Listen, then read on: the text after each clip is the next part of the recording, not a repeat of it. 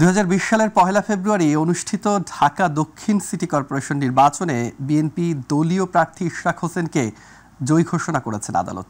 একই সঙ্গে সাবেক মেয়র ফজলে নূর তাপসের নির্বাচিত ফলাফল বাতিল করা হয়েছে। নির্বাচনী ট্রাইব্যুনালে দায়িত্বপ্রাপ্ত ঢাকার প্রথম যুগ্ম জেলা জজ মোহাম্মদ নুরুল ইসলামের রায় ঘোষণা করেন। রায়ের পর আদালত চত্বরে বিজয় মিছিল করে তাৎক্ষণিক প্রতিক্রিয়া ইশরাক বলেন, ন্যায় বিচার প্রতিষ্ঠিত হয়েছে, তবে শপথ নেয়ার বিষয়টি দলীয় সিদ্ধান্ত। এসএম আরিফের রিপোর্ট। 2020 সালের 1 ফেব্রুয়ারি ঢাকা উত্তর ও দক্ষিণ সিটি কর্পোরেশনের ভোট গ্রহণ অনুষ্ঠিত হয়। এর মধ্যে দক্ষিণ সিটি কর্পোরেশনে মেয়র নির্বাচিত হন নৌকার প্রার্থী শেখ ফজলে নূর তাপস। ভোটে অনিয়ম, দুর্নীতি ও অগ্রহণযোগ্যতার অভিযোগে 2020 সালের 3 মার্চ ডিএসসিসি নির্বাচন ও ফলাফল বাতিল চেয়ে নির্বাচনী ট্রাইব্যুনালে মামলা করেন বিএনপি মেয়র প্রার্থী ইশরাক হোসেন। আদালত নৌকার প্রার্থী ফজলে নূর তাপসকে মেয়র হিসেবে সরকারের গেজেট বাতিল করে ধানের শীষ প্রতীকের ইশরাক হোসেনকে মেয়র হিসেবে ঘোষণা করেছে। আমাদের সকল বক্তব্য শুনেছেন, আমাদের 6 জন সাক্ষী দিয়েছেন, বাদী সাক্ষী দিয়েছেন, এবং এই নির্বাচনে যে একটি ত্রুটিপূর্ণ নির্বাচন ছিল, ইভিএম জালিয়াতি ছিল, ভোট ডাকাতি ছিল, এবং সর্বশেষ একতরফাভাবে আমাদের সকল অভিযোগগুলোকে অস্বীকার করে যেভাবে একতরফা রায় দিয়েছে, সেই রায়কে যে আমরা চ্যালেঞ্জ করেছি, সেটা আজকে আমরা সন্দেহাতীতভাবে আজকে বিজ্ঞ আদালতে আমরা প্রমাণ করতে পেরেছি। বিজ্ঞ আদালত নির্বাচন কমিশন আইন 2009-এর 53(2) বিধি উপধারা অনুযায়ী স্থানীয় সরকার নির্বাচনের 2010-এর 59-এর খ ধারা মতে ওই নির্বাচনটিকে অবৈধ ঘোষণা করেছে এবং ইঞ্জিনিয়ার ইশরাক সাহেবকে মেয়র হিসেবে রায় ঘোষণার সময় আদালতে উপস্থিত ছিলেন ইশরাক হোসেন। এ সময় তাকে ঘিরে উল্লাস করে সমর্থকরা। রায়ে সন্তুষ্টি জানিয়ে বিএনপি নেতা ইশরাক হোসেন বলেন, শপথ নেওয়ার সিদ্ধান্ত নেবে তার দল। ন্যায় বিচার পেয়েছি, এটাই হলো আজকের মূল আমাদের বিষয়। এখানে আমি মেয়র হতে পারবো বা আমি মেয়র পদে শপথ গ্রহণ করব কিনা সেটা সম্পূর্ণ দলীয় বিষয়। SM Arif, MyTV, Dhaka. বিশ্বে ভূরাজনৈতিক উত্তেজনা বাড়ছে, অন্যায় আর দুর্নীতির বিরুদ্ধে এক হয়েছে বাংলাদেশের মানুষ। Wow forum for Asia BFA সম্মেলনের উদ্বোধনীতে দেয়া বক্তব্যে কথা বলেছেন প্রধান উপদেষ্টা ডক্টর মোহাম্মদ ইউনূস। তিনি আরও বলেন, রোহিঙ্গাদের সম্মানজনক প্রত্যাবাসনে এশিয়ার দেশগুলোকে ঐক্যবদ্ধভাবে কাজ করতে হবে। আতিকুর রহমান তিতাসের রিপোর্ট। চীন সফরে গিয়ে প্রথম দিন থেকেই ব্যস্ত সময় পার করছেন বাংলাদেশের অন্তর্বর্তী সরকারের প্রধান উপদেষ্টা ডক্টর মোহাম্মদ ইউনূস। বৃহস্পতিবার স্থানীয় সময় সকালে ওয়াও ফোরাম ফর এশিয়ার বার্ষিক সম্মেলনের উদ্বোধনী প্ল্যানারি সেশনে বক্তব্য দেন ডক্টর ইউনূস। তিনি বলেন, ভূরাজনৈতিক উত্তেজনা বাড়ছে, তাই এশিয়ার দেশগুলোকে ঐক্যবদ্ধ হবার আহ্বান জানান তিনি। In this changing world, the destinies of Asian countries are intertwined. We must chart a clear roadmap for a shared future and a shared prosperity. পৃথিবীর জীববৈচিত্র্য হুমকির মুখে উল্লেখ করে জলবায়ু পরিবর্তনের বিরূপ প্রভাব মোকাবেলায় বাংলাদেশ অনুদান ভিত্তিক অর্থায়ন চায় বলেও জানান প্রধান উপদেষ্টা। Climate change and natural disasters are exacerbating this crisis. We need new, additional, accessible, non-ODA, non-debt creating grant-based climate finance with an equitable distribution between adaptation and mitigation. রোহিঙ্গাদের নিজ দেশে সম্মানজনক প্রত্যাবাসনে এশিয়ার দেশগুলোকে ঐক্যবদ্ধভাবে কাজ করার আহ্বান জানান doctor Mohammad Yunus. Asian leaders must come together to ensure their safe and dignified repatriation to their home country, Myanmar. এর আগে চীনের স্টেট কাউন্সিলের এক্সিকিউটিভ ভাইস প্রিমিয়ার দিং জুজিয়াং এর সঙ্গে বৈঠক করেন প্রধান উপদেষ্টা। পরে চীন এক্সিম ব্যাংকের চেয়ারম্যান চেন হুয়াউই প্রধান উপদেষ্টার সঙ্গে সাক্ষাৎ করেন। আতিকুর রহমান তিতাস, মাইটিভি। প্রধান উপদেষ্টা অধ্যাপক মোহাম্মদ ইউনূস বৃহস্পতিবার জাতিসংঘের সাবেক মহাসচিব বান কি মুনের সঙ্গে বৈঠকে বাংলাদেশের গণতান্ত্রিক উত্তরণ প্রক্রিয়ায় তার সমর্থন ও পরামর্শ চেয়েছেন। চীনের ওয়াও ফোরাম এশিয়া বার্ষিক সম্মেলনের সাইডলাইনে বান কি মুন প্রধান উপদেষ্টার নেতৃত্বের প্রশংসা করে বলেন, বাংলাদেশ এখন এমন একজন নেতা পেয়েছে যিনি বিশ্বব্যাপী সম্মানিত। তিনি বলেন, বাংলাদেশ অনেক এগিয়েছে, তবে রাজনৈতিক ও গণতান্ত্রিকভাবে আরও ভালো করতে পারত। অধ্যাপক ইউনূস বলেন, একসময় বাংলাদেশ ও কোরিয়া একই অবস্থানে ছিল, কিন্তু এখন কোরিয়া অনেক সামনে এগিয়ে গেছে। বাংলাদেশের জনগণ অসাধারণ, কিন্তু রাজনৈতিক নেতৃত্ব সব ধ্বংস করেছে।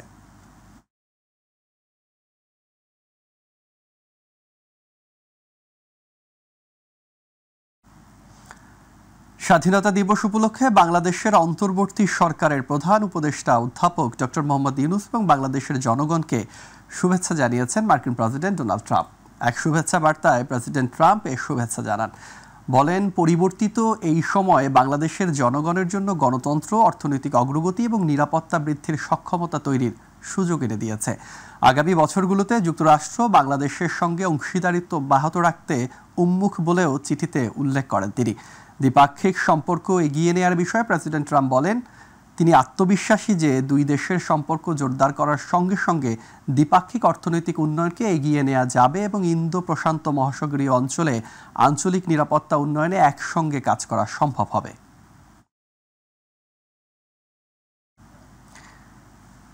ঈদে দীর্ঘ ছুটি হলেও অর্থনৈতিক কার্যক্রমে কোনো স্থবিরতা আসবে না বলে জানিয়েছেন অর্থ উপদেষ্টা ডক্টর সালেউদ্দিন আহমেদ। স্বরাষ্ট্র মন্ত্রণালয়ের সিনিয়র সচিব নাসিমুল গনি জানান, ঈদে টানা ছুটি থাকলেও নিরাপত্তার কোনো বিঘ্ন ঘটবে না। সচিবালয়ে মন্ত্রিপরিষদ বিভাগের সম্মেলন কক্ষে সরকারি ক্রয় সংক্রান্ত অর্থনৈতিক বিষয়ক সংক্রান্ত উপদেষ্টা পরিষদ কমিটির বৈঠক শেষে সাংবাদিকদের প্রশ্নের জবাবে এসব কথা বলেন তারা। আরও জানাচ্ছেন রাকিব হাসান। নির্বাহী আদেশে ঈদুল ফিতর উপলক্ষে এবারের সরকারি কর্মকর্তা কর্মচারীরা দীর্ঘ 9 দিনের ছুটি ভোগ করবেন। বৃহস্পতিবার শেষ কর্মদিবসে তাই সচিবালয় ছিল অনেকটাই ফাঁকা। এদিন যারা অফিস করেছেন তাদের অনেকেই আবার একটু আগেভাগেই ত্যাগ করেন কর্মস্থল।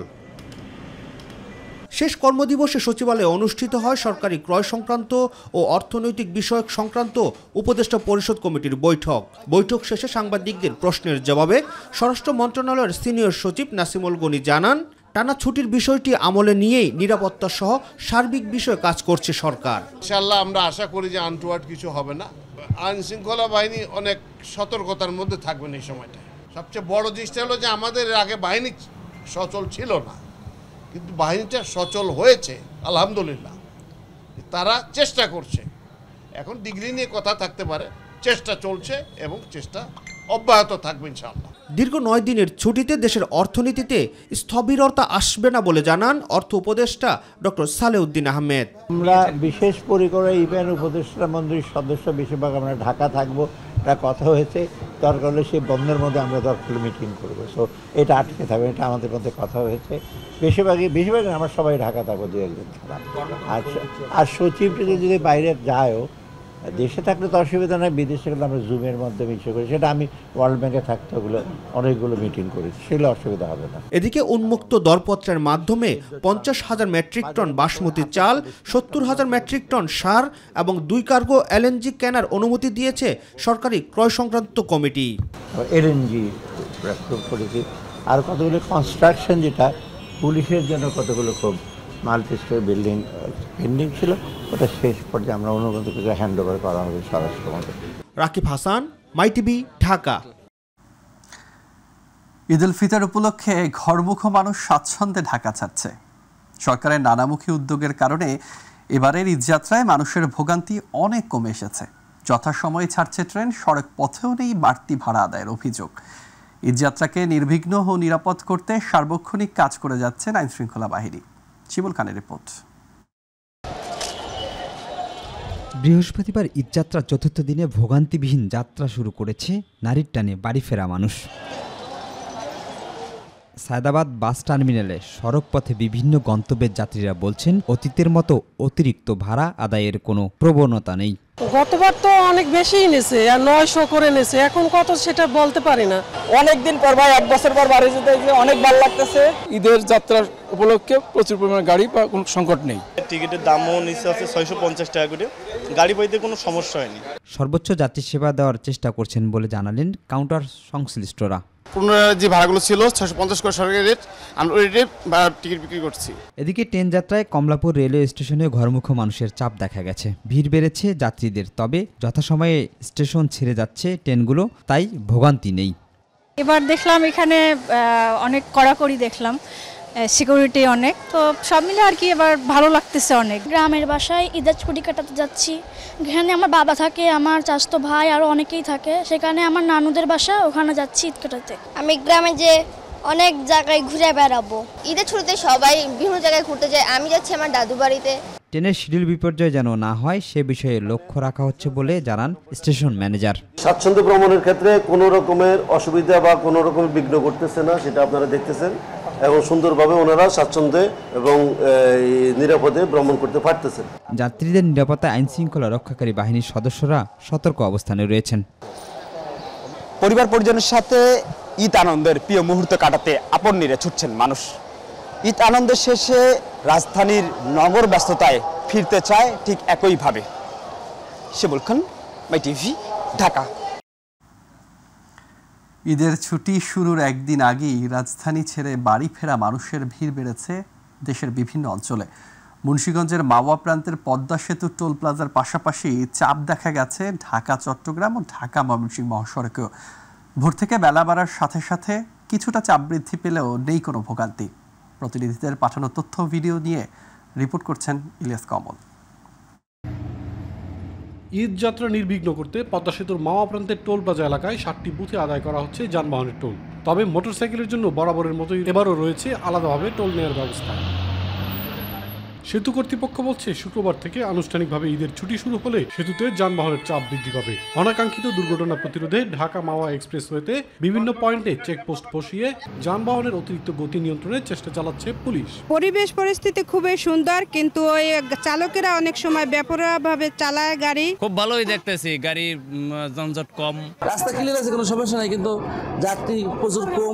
ঈদের সময় তো যাত্রী একবারে বাড়ায়, এই জন্য চাপ হয়। পদ্মা সেতুর সাইড অফিসের নির্বাহী প্রকৌশলী আবু সাইদ জানিয়েছেন, সেতুতে স্বাভাবিক সময়ের তুলনায় টোল আদায় বেড়েছে। বুধবার রাত 12টা থেকে বৃহস্পতিবার পর্যন্ত 24 ঘন্টায় সেতুতে টোল আদায় হয়েছে 3,23,87,200 টাকা। জেলার অতিরিক্ত পুলিশ সুপার জানান, এবার ঈদ যাত্রায় পদ্মা সেতু হয়ে নির্বিঘ্নে বাড়ি ফিরছে দক্ষিণ পশ্চিমাঞ্চলের 21 জেলার মানুষেরা।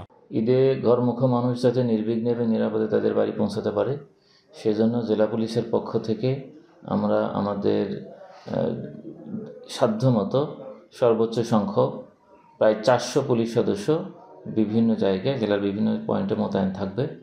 এছাড়া আমাদের রেকার রয়েছে, যদি রাস্তায় কোনো ধরনের গাড়ি অকেজো হয়ে যায় তাতে ইমিডিয়েটলি আমরা যাতে সেটা অপসারণ করতে পারি সে ব্যবস্থা রাখা হচ্ছে। চালক ভাইরা আছেন তাদেরকে আমরা দৃষ্টি আকর্ষণ করব যেন তারা যেন বেপরোয়া গতিতে গাড়ি না চালায় এবং নিরাপদ দূরত্বে এবং নিরাপদভাবে যেন গাড়ি চালায়। এবং যেহেতু তারা বিভিন্ন রাস্তা থেকে বিভিন্ন এলাকা থেকে উঠে আসবে আননোন রাস্তা, সেক্ষেত্রে তারা যেন জেনে শুনে আসে এবং এই রাস্তার পরিস্থিতি জেনে শুনে আসে।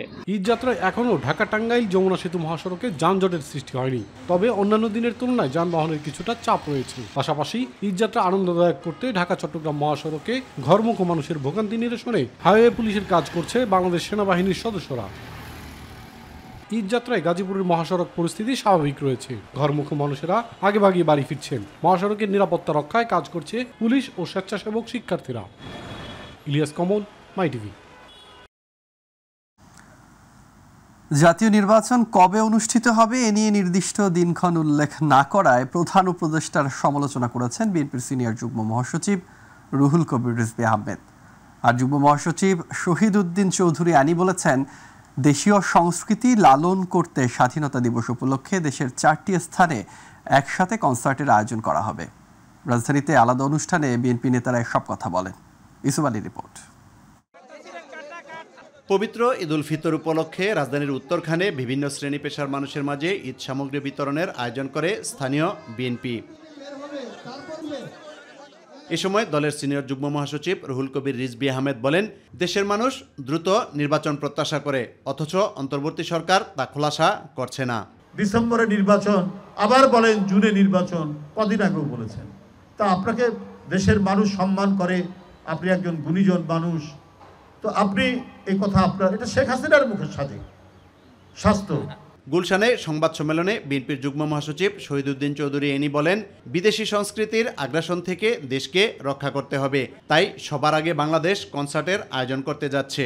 11 এপ্রিল স্বাধীনতা কনসার্ট নামে একসঙ্গে 4টা ভেন্যুতে, ঢাকার মানিক মিয়া avenue, Chittagong M A Aziz stadium, বগুড়ায় আমরা 2টা ভেন্যু এখন পর্যন্ত চিন্তা করেছি।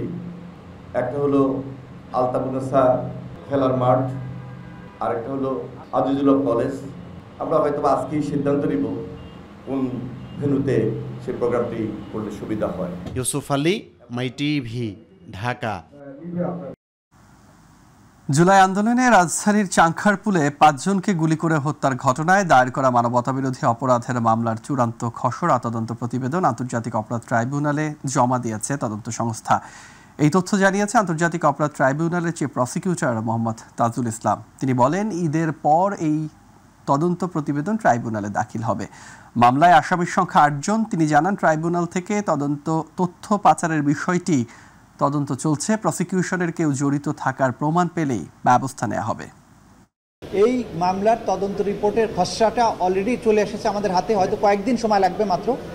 আদালত যদিও ২৮ এপ্রিল পর্যন্ত সময় দিয়েছেন, কিন্তু এটা আসলে তদন্ত প্রস্তুত হয়ে গেছে, রিপোর্ট প্রস্তুত হয়ে গেছে। ঈদের পরপরই এটা দাখিল করা হবে আনুষ্ঠানিকভাবে। অনানুষ্ঠানিকভাবে আমাদের হাতে এটা চলে এসেছে, সে কারণে ২৮ এপ্রিল পর্যন্ত সময় দিয়েছেন এবং আমরা আশা করছি এই মামলাটার ফর্মাল চার্জ দাখিলের মধ্য দিয়েই হয়তো আনুষ্ঠানিক বিচারের কাজটা শুরু করা যাবে।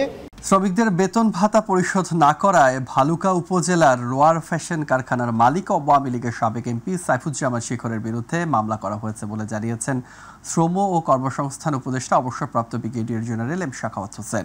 সচিবালয়ে সংবাদ সম্মেলনে তিনি জানান, আদালত থেকে তার বিরুদ্ধে হুলিয়া জারি করা হচ্ছে। শ্রম উপদেষ্টা জানান, শ্রমিকদের বেতন পরিশোধের জন্য রোয়ার পোশাক কারখানাকে বিজিএমই এর মাধ্যমে ১,২৩,৫৩৪ টাকা ঋণ দেওয়া হয়েছে। শুধুমাত্র শ্রমিকদের এই ঈদের আগে যাতে তাদের অসুবিধা না হয়, আমরা আমাদের তরফ থেকে ওইদেরকে বন্দোবস্ত করে দিয়েছি।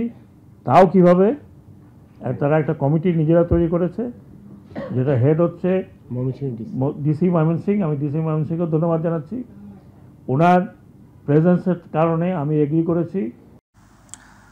রাজধানীতে র্যাব পরিচয়ে দুর্ধর্ষ ডাকাতির ঘটনায় ডাকাতির কাজে ব্যবহৃত সরঞ্জাম ও নগদ টাকা সহ সংঘবদ্ধ ডাকাত দলের ৬ সক্রিয় সদস্যকে গ্রেফতার করেছে ধানমন্ডি থানা পুলিশ। এ সময় তাদের কাছ থেকে ডাকাতির কাজে ব্যবহৃত র্যাব লেখা কালো রঙের 2টি জ্যাকেট, 3টি কালো রঙের র্যাব লেখা ক্যাপ, একটি মাইক্রোবাস, 5টি মোবাইল ফোন, ধারালো অস্ত্র ও নগদ ৪৫,১০০ টাকা উদ্ধার করা হয়। দুপুরে ডিএমপি মিডিয়া সেন্টারে রমনা ডিভিশনের ডিসি মোহাম্মদ মাসুদ আলম এ বিষয়ে বিস্তারিত জানান। ট্রিপল লাইনে পুলিশের কাছে একটা ফোন আসে যে এখানে এই বাসায় ডাকাত পড়ছে। এই 4 জনকে যে আমরা স্পটে ধরলাম, তাদের কাছ থেকে আমরা বিস্তারিত তথ্য আমরা জানার চেষ্টা করি। গতকালকে রাত্রে আমরা একটা মাইক্রোবাস, যেটা ডাকাতির কাজে ব্যবহৃত হয়েছিল, এই মাইক্রোবাস এবং সাথে আমরা 2 জনকে ধরি। 4 জন আমরা স্পট থেকে ধরেছি, আর 2 জনকে আমরা পরবর্তীতে গতকাল রাত্রে ধরেছি। আমাদের অভিযান অব্যাহত আছে। ডাকাতি কাজে যারা অংশগ্রহণ করেছিল, এই যে র্যাব পরিচয়ে, ম্যাজিস্ট্রেট পরিচয়ে, সাংবাদিক পরিচয়ে, আমরা ইনশাল্লাহ আমরা চেষ্টা করতেছি যে 6 জনের বাইরে অন্য যারা আছে তাদেরকে আমরা অতি শীঘ্রই খুব তাড়াতাড়ি আমরা আইনের আওতায় নিয়ে আসতে পারবো বলে আমরা বিশ্বাস করি। আজ পবিত্র লাইলাতুল কদর। পবিত্র রমজান মাসের সবচেয়ে পুণ্যময় রজনীর নাম হচ্ছে লাইলাতুল কদর। এই রজনীর বরকত ও পুণ্য সম্পর্কে পবিত্র কোরআনে পূর্ণ একটি সূরা অবতীর্ণ হয়েছে। পবিত্র কোরআনে কদরের রাতকে 1000 মাসের চেয়ে উত্তম বলা হয়েছে। এই রাত আল্লাহ তাআলার অশেষ রহমত, বরকত ও বিশেষ সুযোগ নিয়ে আসে। বিস্তারিত জানাচ্ছেন ইলিয়াস মাদবর। পবিত্র কুরআন নাজিলের মাস মাহে রমজান। এই মাসের শবে কদরের রাতে নাজিল করা হয়েছে মহাগ্রন্থ আল কুরআন। তাই কুরআনের সম্মানে আল্লাহ তাআলা এই রাতের মর্যাদা বাড়িয়ে দিয়েছেন। কুরআনুল কারিমে এই রাতটিকে বরকতময় বলে উল্লেখ করা হয়েছে। রাসূল সাল্লাল্লাহু আলাইহি ওয়াসাল্লাম শবে কদর তালাশ করতে বলেছেন রমজানের শেষ 10 রাতে। পাশাপাশি বিজোড় রাতগুলোকে বেশি গুরুত্ব দিয়েছেন। রাসূল ইসলাম ওই শেষের রাতটা বা আপনার লাইলাতুল কদর যেন না হারিয়ে যায় অথবা মিস না করেন, এই কারণে তিনি এতেকাফ পর্যন্ত করতেন, ঘর থেকে বের হয়ে যেতেন এবং তিনি সারা রাত ইবাদত করতেন। রমজানের প্রথম 2 দশকে কিন্তু সারা রাত ইবাদত করতেন না, কিন্তু শেষের দশকে তিনি সারা রাত ইবাদত করতেন যেন কদর রাত না হারায়। অথচ আমরা তাহলে কী করছি? আমরা তাহলে একটা উল্টা পথে আছি, ভুল পথে আছি। আল্লাহ রাসূল যেটা আমাদের কাছে চেয়েছেন আমরা তা করি নাই। আল্লাহ শেষের দশকে কদরের রাত রেখেছেন, তিনি তো প্রথম দশকে রাখতে পারতেন। যে রাতটা এত বারাকাপূর্ণ, সেই রাতে আমাদের গোটা বছরের সিদ্ধান্ত হবে। ফিহা ইউফরাকু কুল্লু আমরিন হাকিম তানাজ্জালুল মালাইকাতু ওয়ার রূহু ফিহা বিইজনি রাব্বিহিম মিন কুল্লি আমর। প্রত্যেকটা ব্যাপারে সেই রাতে সিদ্ধান্ত হবে। হযরত মুহাম্মদ সাল্লাল্লাহু আলাইহি ওয়াসাল্লাম কদর রজনীতে তার উম্মতকে ইবাদত বন্দিগিতে মগ্ন থাকার কথা বলেছেন। লাইলাতুল কদরি খায়রুম মিন আলফি শাহর, যে আপনার উম্মতকে আমি 1000 বছর হায়াত দেইনি, কিন্তু যে লাইলাতুল কদর দিয়েছি এই এক রজনীতে ইবাদত করলে আল্লাহ তাআলা 1000 মাস মানে 83 বছর 4 মাস ইবাদত করার চাইতেও বেশি সওয়াব দান করবেন। উম্মতে মুহাম্মাদের জন্য একটা বিশেষ ফ্যাসিলিটির নাম হলো লাইলাতুল কদর। এতে আল্লাহ পাকের কোরআন নাজিল হওয়ার ফয়সালা হয়েছে এবং কোরআন নাজিল হয়েছে রাসূল আকরাম সাল্লাল্লাহু আলাইহি ওয়াসাল্লাম কদর রজনীতে বিশেষ করে উম্মতকে এই ইবাদত বন্দেগীর মধ্যে রত থাকার কথা বলেছেন। মহামানিত্য ও পরম সৌভাগ্যের এই রাত্রিতে ইবাদত বন্দিগিতে ডুবে থাকার মাধ্যমে আল্লাহর সন্তুষ্টি লাভ করতে চান প্রতিটি ধর্মপ্রাণ মুসলমান। ইলিয়াস মাতবর, মাই টিভি, ঢাকা।